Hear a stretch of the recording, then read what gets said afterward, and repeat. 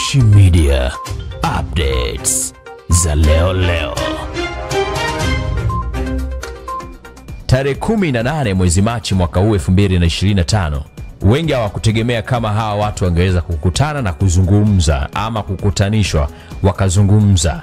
Namzungumzia rais wa Rwanda Paul Kagame na rais wa DRC namzungumzia Felix Tshisekedi, ambapo mara kadhaa rais wa DRC amekuwa hayuko tayari kukutana na kufanya mazungumzo na rais wa Rwanda Paul Kagame.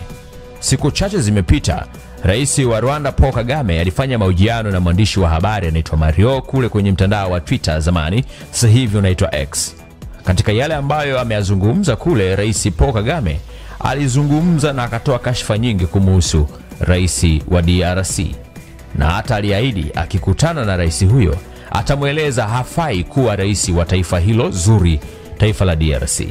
Machi 18 wamekutanishwa kule Qatar na wamefanya mazungumzo. Katika yale ambayo wameyazungumza, kubwa zaidi ni kuhusiana na kuondoa tofauti ambazo zinawakabili viongozi hawa wawili kutokea Afrika Mashariki.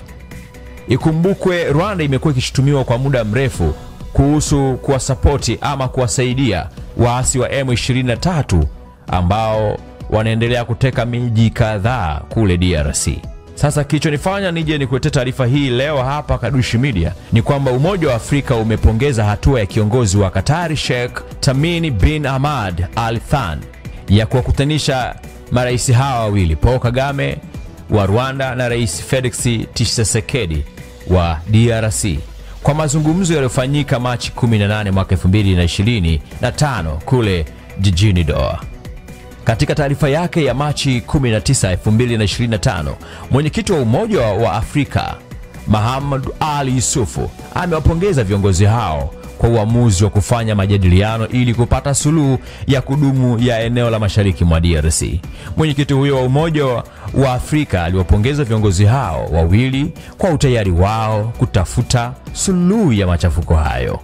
Kikao hicho kinadhihirisha uongozi wa kweli na umuhimu wa amani kwa mataifa yao na eneo zima la maziwa makuu, alisema hivyo Yusuf. Katika taarifa hiyo, Yusuf pia alionyesha utayari wa Umoja wa Afrika katika kuunga mkono mazungumzo ya amani ya Luanda na Nairobi, akisema kuwa kikao cha Doha kinaakisi jitihada mbalimbali za kikanda. Katika kikao hicho, viongozi hao walitoa wito wa kusitishwa kwa machafuko katika eneo la mashariki mwa DRC.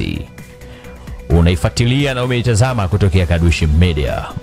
Mimi ni Pasco Kadushi. Kadushi Media Updates za leo.